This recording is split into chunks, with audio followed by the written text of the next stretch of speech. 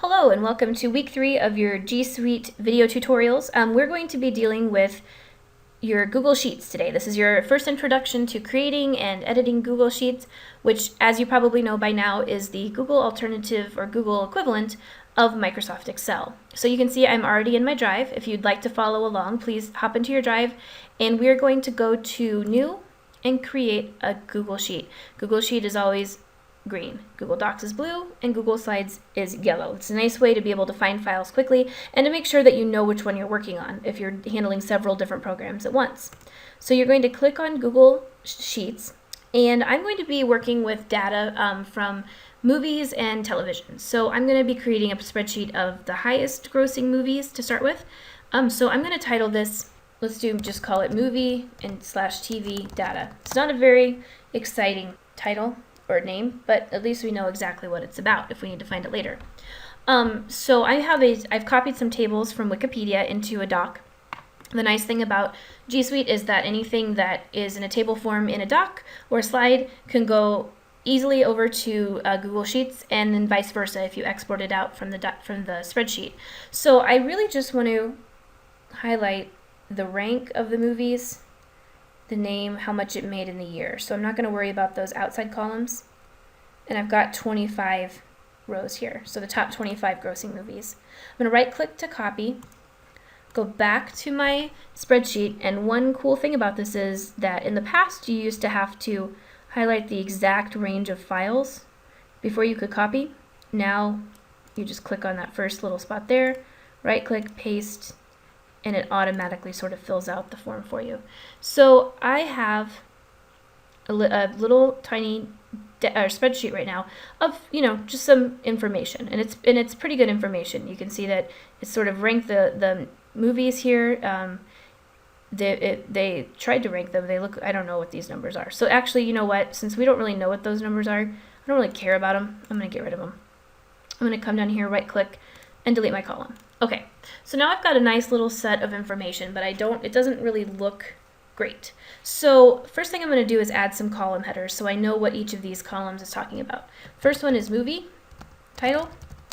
The next one is total gross, the amount of money that it made over its run in the theaters, and the release year. And I want to do something special with these. So I'm going to highlight them. And as you can see here, Google Sheets does not have the styling options that Microsoft Excel does. It doesn't have, the place where you can go and just click through and click, header or total or subtotal, and it automatically makes it, like purple with underline and fancy like that. So what you're going to have to do is just do it the old-fashioned way. So I'm going to make this slightly bigger. Make it size 14. I want to change my font because I'm not a big fan of Arial. So I've changed it to Helvetica. I think I'm going to shade in the back of it, kind of a light green. And I think I'll bold it. Now right here you notice that my release year is bleeding over into cell D. So it's not actually into cell D. If you click into this cell D1, there's nothing there. It's just kind of a weird formatting thing. So in order to make sure that if you happen to print this off or you publish this to the web, that it doesn't get cut off, you can move that over. Now you can see that the gross is so we're just going to move everything over a little bit so it all has its own room. So now I have a nice, neat looking header bar, and that looks pretty good. Everything else looks pretty good. I think I want to, though, move columns over just a little bit more, because my movie titles are cutting off over here. So I'm going to spread this out a little bit better until I can see the full titles. Okay, good. Harry Potter was giving us trouble, it looks like. And then I can move these back now to make everything look less funky. Okay, so I've got everything that I need. Now the last thing I want to do is I'm going to leave this text over here justified to the left, but I think I want to center the numbers because they kind of look strange over there sitting in the right. So I'm going to come here to my horizontal align button, just like in Docs, press center, And there I go. I've got a pretty nice looking table. If I wanted to work with more sets of data and I wanted to have several different spreadsheets to look at, I can turn this spreadsheet into a workbook. And I do that by going down here and adding a sheet. So right now you see it just says sheet 1. That's because I have one spreadsheet. I don't have to keep track of anything else, but now I'm going to add on and get a little bit more complicated with it. So I'm going to press this plus button down here, and now I have 2 sheets. Right now I'm on the second sheet because you can see there's nothing there. If I go back to sheet 1, I've got my data. And just like with your file name, you want to name your sheets as well so you can keep track of what you're doing. So I'm going to right click on my sheet, I'm going to rename, and I'm going to call this highest grossing movies. I'm also going to give this a color so that I can switch back and forth quickly between them, and I'll know that this sheet is always a red sheet. So now I have a nice red underline underneath it. That's going to be my highest grossing movies. Let's go over to sheet 2. Here I have the lowest grossing movies. And we're going to take, looks like they gave us the cost of the movie and then how much it actually made. I'm thinking this is opening weekend, so that's pretty good data. So we're going to keep this, and you can see this list has a lot of problems. It's got different font going on, it's got some of it's italicized, some of it's not, and the table didn't format correctly. So we've got a lot of work to do in our Excel spreadsheet, or in our Google Sheet spreadsheet. We're going to copy it, we're going to go back to our sheet 2, we're going to paste it, and the nice thing about this is that it fixed a lot of the formatting issues that we had. So that's nice. We're going to give it some headers just like we did with the highest grossing movies. So we've got movie title, year, budget, and opening weekend sales. We're going to move stuff over so it gets enough space to make sense. The title's got to move all the way over. There we go. Get this back to where it needs to be. And now we've got a second sheet in our workbook. I'm not going to do any sort of crazy formatting to this one or any sort of styling. I'm just going to make sure that everything is all the same looking. No italics. It looks like it's pretty well formatted as far as that. Let's make this a little bit bigger. We do the same thing. We're going to make this size 14. Give it a different font, and for this one let's pick purple. So now we're going to rename our sheet, lowest grossing movies, and I'm going to give it a color. Let's give this one a sad, depressing gray, and there we go. I can create infinite amount of sheets. Actually, I don't think it's infinite. I think you can create 200 sheets per workbook, which is a lot. I don't think you're going to ever probably need any sort of, infinite amount of sheets.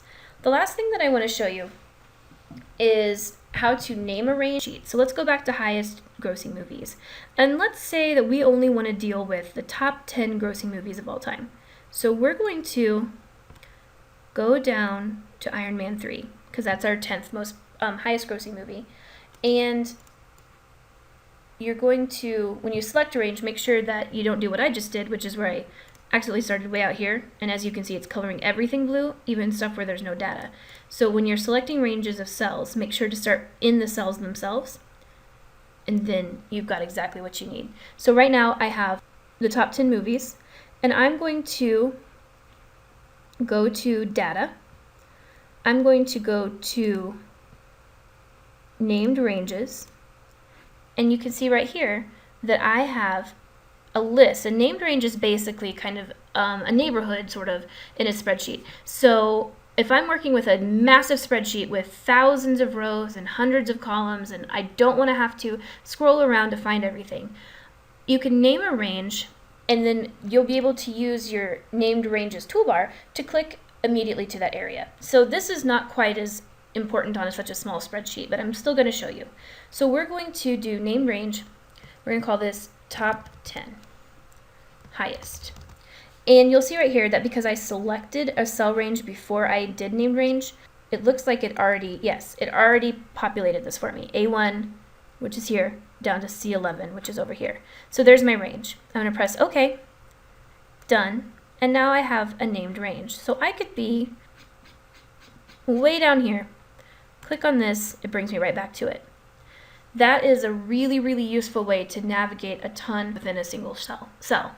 Let's talk now about merging cells to give yourself a little bit bigger area to work with if you wanted to enter in large strings of text or something that doesn't necessarily fit in with the spreadsheet layout.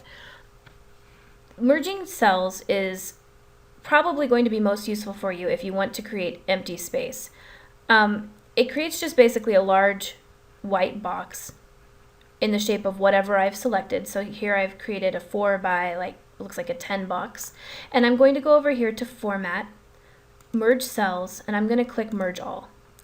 So here you see I have a nice big box. I can click on it, I can start typing into it. Maybe I want to write some very deep thoughts about why I think these particular movies were failures.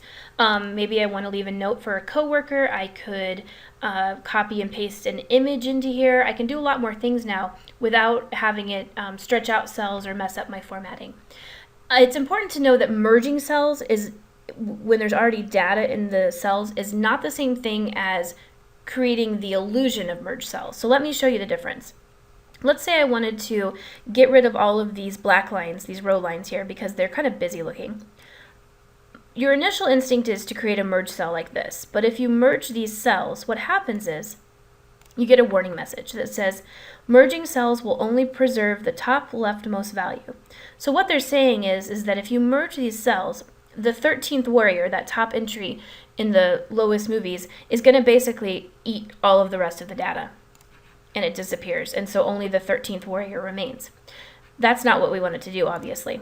So if you wanted to have the appearance of looking merged without it actually being merged, that's a formatting technique.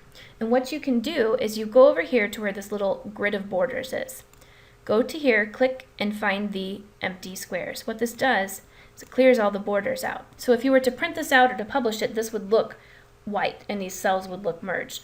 But they're not really merged because they still have their own values and they still are able to do their own thing. The last thing I'd like to show you today is a neat little feature that Google has kind of leveraged their Google search to work with sheets and docs and slides, and it's a suggested search thing. So you'll notice here that because I copied these out of Wikipedia, these are already linked to Wikipedia. But let's say that I wanted to go here and I just wanted to possibly link to something important that was going on in 2013. So I'm going to click here and I'm going to come up, actually I'm going to right click here, and I'm going to insert a link. Now I don't really know what I want to say about 2013. Maybe I do. Maybe I have a link already picked out. But in case you don't, there's a lot of different there's a few different options. I'm going to click the year 2013 calendar because maybe finding out what was going on when 47 Ronin came out would give us a clue to why it was such a spectacular failure. You can do that for pretty much anything. Number amounts may not give you anything relevant, but it's always worth a shot. So here it says $100 million, tells you about the number itself and how to write it in word form. Nothing really super useful, but you can see that it kind of has a lot of cool possibilities. If you wanted to click on the astronaut's wife, it might give you more because that's obviously going to give you a little bit more to work with. So that little link thing is a nice feature if you want to provide some more back information, if you want to let people kind of look deeper into the data you're giving them. It's a nice feature to have. So that kind of wraps up week 3. In your assignment, you're going to be asked to create a spreadsheet with multiple tabs. You're going to merge some cells. You're going to use merge cells to create a SWOT analysis template. You're going to be creating named ranges, and you're going to be doing some basic formatting. Have a great week, and if you have any questions or concerns, please check out your G Suite documentation and your weekly reading, and get in touch with your instructor or your student advisor.